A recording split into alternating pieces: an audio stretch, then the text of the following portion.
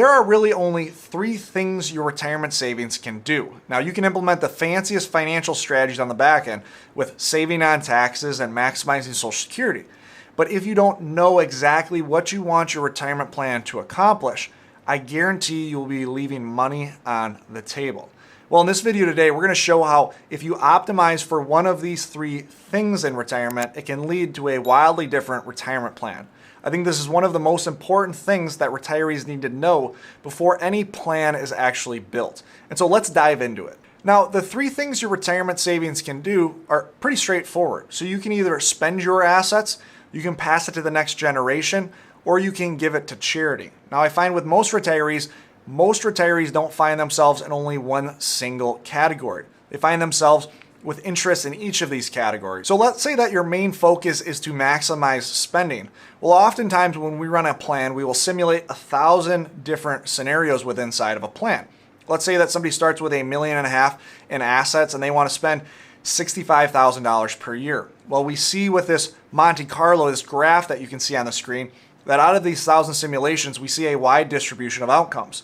We see one scenario where they pass away and they run out of money, and every other scenario, they're leaving a surplus at the end of their plan. But if your goal is to maximize spending, you can actually fail your retirement in 2 different ways. If you run out of money and can no longer spend, that is obviously a failure. But if you have too much excess left at the end, I view that also as a failure because you weren't able to maximize and enjoy the amount of assets that you had saved up. And so there's 2 ways that we can start to design our retirement plan to maximize our spending based on what our actual goal is. The first is raising our income with better portfolio outcomes. And so you'll see on the screen that there are certain scenarios where this retiree is passing away with $5 or even more than $10 million left at the end. Well, that retiree should have raised their spending throughout their retirement in order to decrease the amount that they would have left at the end. We'll show how you can build your retirement plan around that goal. You can also maximize peace of mind within the income constraints you have. So sometimes we meet retirees that have a spending goal of $80,000 and they don't really see a need to spend more than that. But oftentimes they're building their portfolio in a way where it's taking market risk. And so through the roller coaster ride that the market can often take, they're sacrificing peace of mind despite being able to accomplish that spending goal in a different way, a safer way. So let's say that we start out with $1 million portfolio in retirement and we want to plan based on the 4% rule. So we can start out by spending $40,000 per year. Well, spending based on a guardrail system can allow you to build in income raises throughout your retirement. And so let's say we start with that $1 million portfolio, but 3 years into retirement, because of good market performance, that $1 million portfolio has grown to $1.5 million. Well, now we should be raising our income if our sole goal is to maximize spending. And so this is a snapshot of what this might look like inside of a retirement plan. So most traditional advising models will take a goal income and simply increase that for inflation through time.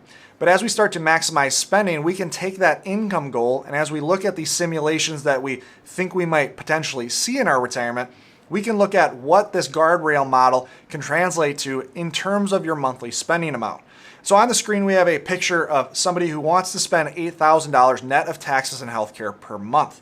And as we run their Monte Carlo, their 1,000 simulations, we can look at the 10th percentile, the median result, and then the 90th percentile result. And what you'll see is in all of these given scenarios, we see that these are all above their goal income. But as we start to see better return periods, we see that we can raise our monthly income as well. Now this can adjust up, at some points this can adjust down, but the point being is we're trying to maximize spending based on market returns. And so in summary, when we look at this plan, this retiree can expect on average a 5.5% raise every 1.3 years when we look at all of these different simulations. On the flip side, let's say we have a retiree that's main focus is still spending in retirement, but they don't really see the point of raising their income. They want to spend, let's say, $80,000 per year, and they really don't see a benefit of spending anything more than that. Well, in traditional advising, almost every retirement plan is built under something called probability-based planning. And so they'll take this retiree's goals, they'll build a plan with a high probability of success based on Monte Carlos, based on historical planning, and then they'll simply begin retirement. If we have a high probability of success based on historical parameters, we should be pretty confident entering retirement. Well, what happens if the future doesn't look like the past? there is obviously a risk with probability-based planning by definition. And so oftentimes that retiree may have a 95% probability of success, which seems very good, but what's missing is the context around what that 95% probability of success actually means. Let's say we have a retiree with $1 million portfolio and they want to spend based on the 4% rule. Well, in probability-based terms, the 4% rule is a safe withdrawal rate based on history. But we can see it would have led to wildly different outcomes. If we have a retiree that starts in 1973 and has a 30-year retirement to 2003, we can see that they start their retirement with $1 million and it simply drops from there on after. Their spending, as well as poor market performance, ends up dragging down their portfolio to a point where they're probably constantly worried about running out of money. Interestingly enough, if this retiree started 2 years later in 1975 with $1 million portfolio, they would have never worried about running out of money. That $1 million would have turned into $3.36 million. Now, if we take somebody who wants to maximize peace of mind, this type of planning really leaves a lot to be desired. Because in the first scenario, they're able to, yes, spend what they want to spend, but they're sacrificing a ton of peace of mind because they're taking market risks. In the other scenario, yes, their portfolio did grow 3x, but what did they really gain? They could instead replace probability-based planning with something called safety-based planning. And what this would look like is you take a retiree's goals and you build a plan to maximize safety and peace of mind. Now, at times, this might mean that we're sacrificing upside. But if you're somebody who simply wants to maximize a certain level of spending and your plan can afford it, who cares about the added upside? Too often I see retirees not knowing exactly what they want out of their retirement, and they get into this mode of perpetually trying to grow their assets. And I think this is a big mistake, because if our plan allows for it and we just simply want to maximize peace of mind, there are oftentimes other avenues that we should look at. For instance, maybe keeping a little bit more in cash to insulate ourselves from the market volatility that we will likely see. There may also be benefits to holding investments that allow for some growth but cap the downside. And now, I'm not a huge fan of income annuities, but even income annuities can fit into a given plan. Now, you will be giving up a ton of upside by doing this. There may be other tax issues that you need to be thinking about and factoring into this. But remember, we don't necessarily care about that upside. Point being here is we're maximizing safety. We're maximizing peace of mind. We know that the dollars that we need each and every month are guaranteed to be coming in. The second thing your retirement savings can do is pass money on to the next generation.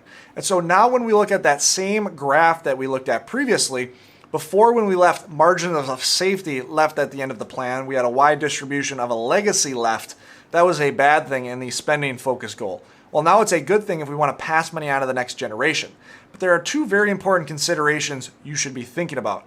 When will you pass that money on, and how will you pass that money on? Too often I see what, in my opinion, is a big mistake for retirees that have this next generation wealth interest. And this comes because of the timeline or the normal life cycle of both ourselves as well as our children. Now, this has adjusted in the past, but the average age that a parent has their first child is around 24. The average age that somebody passes away, if they're currently 65, their average life expectancy is age 84. If you have your first child at age 24 and you pass away at age 84, and you're planning on simply leaving your inheritance when you pass away, well, the time that that child then receives their inheritance is going to be at age 60. And this is a big problem, because if we think about it, what impact is that child actually receiving from their inheritance? They have likely planned for their own retirement, assuming they would not receive an inheritance. And this is why we are big proponents of giving to the next generation while you're still alive. And this is for two different reasons.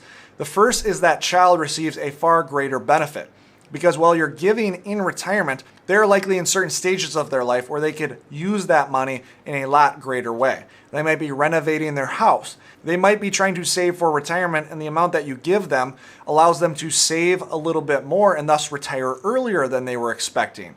Versus giving that money when you've passed away, they likely don't have as large of a need for that. The second reason is you get to see the benefit of your gift. Once you pass away, they might be maximizing that inheritance. It might be providing a ton of value to them, but you don't get to see any of that benefit. The other thing to consider is how will you give? Now, giving while you're still alive, if you don't handle your tax situation in the best way, can be problematic. For instance, you don't necessarily want to give taxable assets that have a large unrealized gain, because when you pass away, your heirs will receive a step up in basis. And so if you give prior to that, either you or your heirs will have to pay the tax dollars on exiting that investment, where otherwise they could have received a step up in basis. If you give traditional IRA assets to the next generation, you have to pay taxes, withdraw that money, and then give that. So oftentimes, if somebody wants to give to the next generation, it will translate into certain things within their tax plan. Oftentimes, they might want to begin Roth conversions far sooner in retirement. So as they move through time, and as you can see on the screen, what they have left at the end is majority tax-free assets. Well, at that point, you can withdraw those tax-free assets at any point in time and give to the next generation. A married couple can give to another married couple $64,000 per year without having to file any gift tax returns. Above that, if they're below the lifetime exclusion, which is over $10 million per person, they really won't have to worry about any gift taxes either way. And so understand that you can give quite a bit on an ongoing basis to the next generation, and it oftentimes translates into significantly better benefits for both you as well as the next generation. The last thing you can do with your retirement savings is give to charity. And in the same way, giving while you're still alive is most beneficial when you give to the next generation. It's also most beneficial when you give to charity as well, for two reasons. You gain a tax benefit while you're still alive, and once again, you also get to see your charitable donation go and better whatever that given cause is. So I'm going to give you two ways that you can give to charity while you're still alive and build this into your retirement plan to gain tax benefits. The first is the double tax benefit you can gain from gifting highly appreciated investments within your taxable account. So if we have a given investment that, let's say we bought years ago for $10,000 and it's grown to $50,000, we have $40,000 of unrealized gain. Now, oftentimes what I see retirees do is if they want to give to charity, they sell that given investment, pay the taxes on that $40,000 of unrealized gains, and then give that to charity. And this is a huge mistake, because if they give that highly appreciated investment right to charity, they're going to gain a double tax benefit. The reason being is because they gain a tax deduction, if they itemize their deductions, of that full $50,000 donation. But they also get to eliminate that capital gains bill, because they're taking that $40,000 unrealized gain, and rather than selling and incurring the tax costs themselves, they're simply passing that on to the charity. They get the full deduction for doing so, and they now eliminate any tax costs they would have had if they would have exited it themselves. The other way to give to charity that can be extremely beneficial is using a QCD, a qualified charitable distribution. Now, a QCD is essentially, once you reach age 70 and a half, you can take a portion of your RMD or an inherited RMD and give that straight to the charity. Now, this can be extremely beneficial because that is your highest tax cost forced income that you would have. You're forced to take that RMD whether you want to or not. And gifting that to a charity, a qualified charity, completely eliminates that from your tax situation. And the reason it's important to plan for this right at the start of your retirement is because when we're trying to minimize RMDs, we might be performing things like Roth conversions. Well, with Roth conversions, we're paying taxes now to avoid taxes later. Well, if we have an RMD that we know we want to give to charity, we shouldn't be converting that, because when we convert that and we give the tax-free dollars to charity, we didn't gain as much of a benefit. So QCDs should certainly be built into any plan that has a charitable interest in mind. And so we can see within this video, depending on what our main goal in retirement is, it can lead to a wildly different retirement plan. Now, too often I see retirees not focusing on what they actually want their retirement savings to do. And because of this, they simply follow traditional advising that either leaves a lot to be desired or leaves a ton of money on the table. And so the important takeaway here is think about what you actually want out of your retirement plan, and then make sure your retirement plan is built to maximize this. Right here I have a video where I talk about what I believe is the most important thing that the average retiree should be maximizing. Always remember that you don't need more money, you need a better plan, and remember that needing a better plan sometimes means knowing exactly what you want out of that plan. Thanks for watching. Look forward to seeing you in the next video.